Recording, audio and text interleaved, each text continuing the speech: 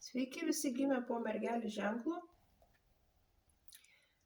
Jūsų savaitės taroskopas nuo vasario 24 iki kovo 2 dienos. Ko laukti mergelėms? Šios savaitės perspektyvos, ko vengti ir patarimas. Perspektyvos. Gausit įdomių tiek romantinių, tiek darbinių pasiūlymų, gali aplankyti netikėtai draugai ar giminaičiai.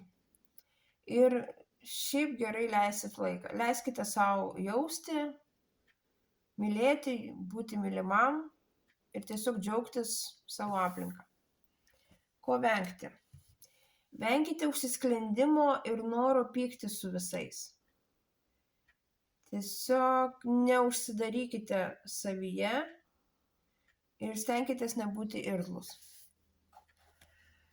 Ir patarimas. Palikite viską, kas jums jau neneša naudos ar moralinio pasitenkinimo. Tiesiog negailestingai to atsisakykite.